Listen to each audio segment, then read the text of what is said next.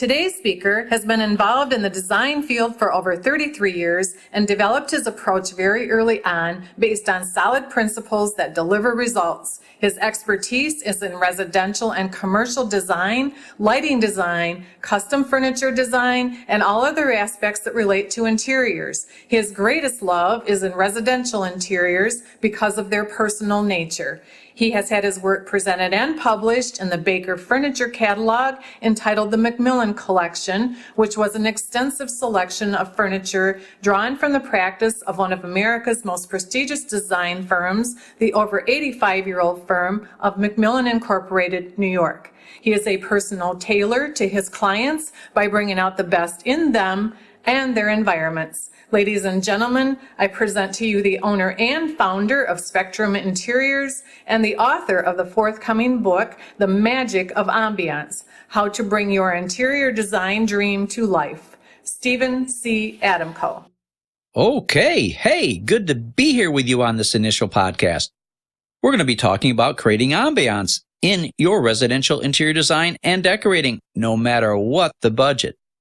Truly, in regards to interior design and decorating, it's all about the magic and excitement of ambiance. This goes far beyond a look. How many know what ambiance really is? Well, let's check the dictionary. It says we're talking about a mood, character, quality, tone, or atmosphere of an environment. This is also another definition, that which surrounds or encompasses. That's a pretty good definition. But what we're talking about and looking at when we create ambiance, no matter what the budget, is, consider this, ladies. How does it feel if you wrap yourself in a nylon windbreaker versus a mink coat? Now, you're the same person in both scenarios, correct? But your emotional feeling, your ambiance, the way you talk, the way you walk is different. Is that true? You know it is. So you actually put on a different demeanor, in a sense, or a more expansive demeanor of yourself, correct? That's what we're going to be talking about. Now, I've taken the above definitions and expanded on them a little bit more. So here is my definition of ambiance. Ambiance is the intangible element of an interior that touches the heart, the soul, the mind, and the emotions. That is visually appealing, intellectually stimulating, emotionally satisfying, and totally enriching for the occupants and their guests.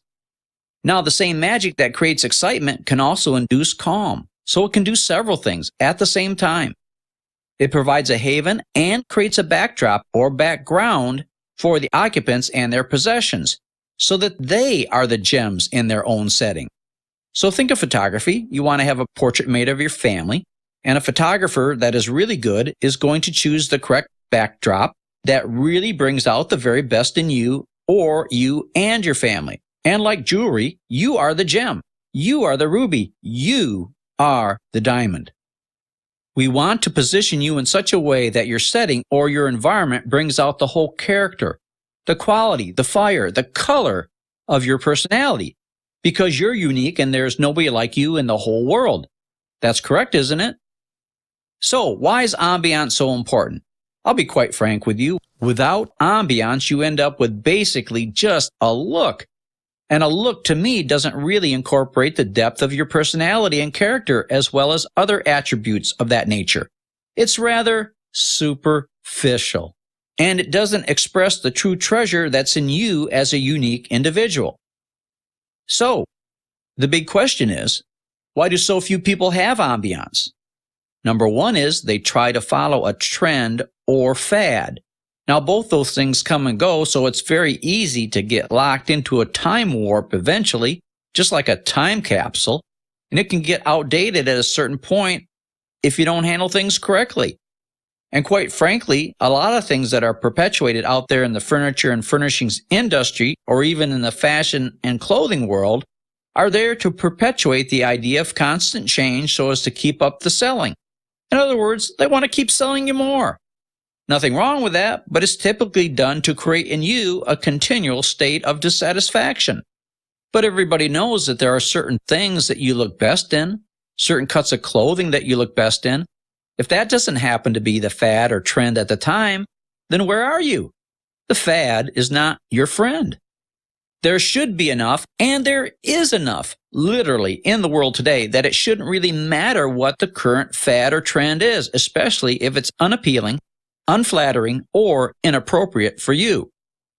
Anybody can look outside and see the beauty of nature throughout all the seasons, summer, winter, fall, and spring.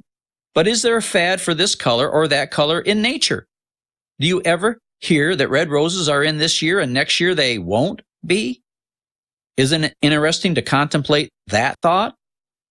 Very often people try to take what they've seen in magazines without a full understanding of how does this really mesh with my personality? How does this mesh with where I live geographically? How does this mesh with my architecture, the type of home I have, or the lifestyle that I live? So, knowing yourself is a very, very important first step. Now that we know what ambiance is, and it's a mood, character, quality, tone, atmosphere, particularly of an environment, it is the intangible element that you experience that makes a room seem magical. Creating ambiance is more than creating a look. It goes way beyond that. Many looks just seem to be superficial. Actually, they are superficial, and they lack the depth and draw power that a room with real substance has. So it's very much like a person who has depth of personality.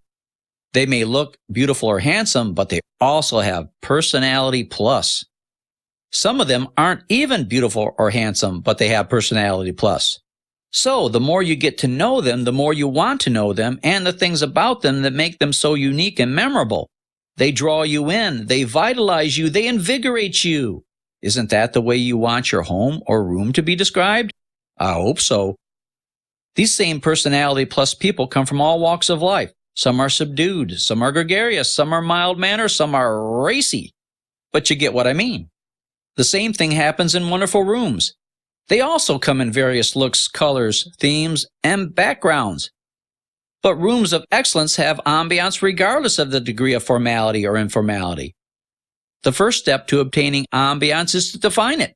Not just the dictionary version, but your version. How do we do that? With words. Word pictures.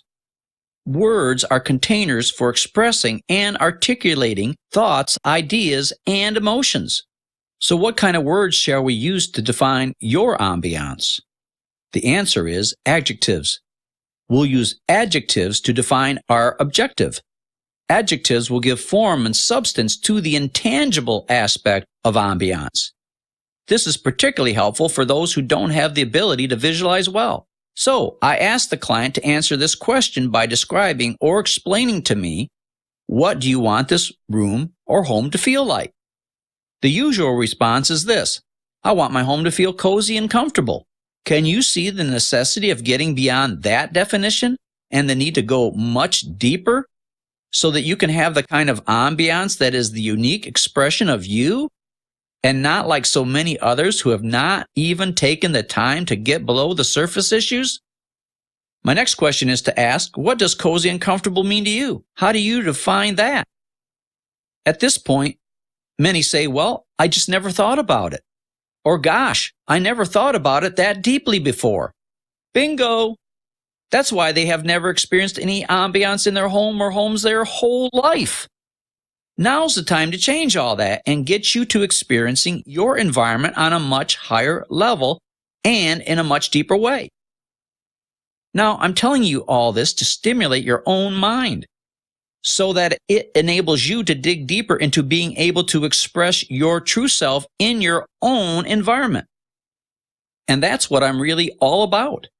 All my designs are personally tailored to each and every client, with the result being orchestrated with the desired ambiance that is seen, felt, understood, and experienced. So, I work in a broad range and spectrum of residential and commercial designs as well as furniture and lighting design. For those people who really can't afford the services of an interior designer such as myself, I also offer seminars, webinars, teleseminars, and workshops. So that's a way to get things on the right kind of plane or level. So this kind of concludes the first introductory installment of the Interior Design Beat podcast. And boy, do we have a whole bunch more coming your way. All right. So with that, I'm going to, well, in a sense, sign off until the next time.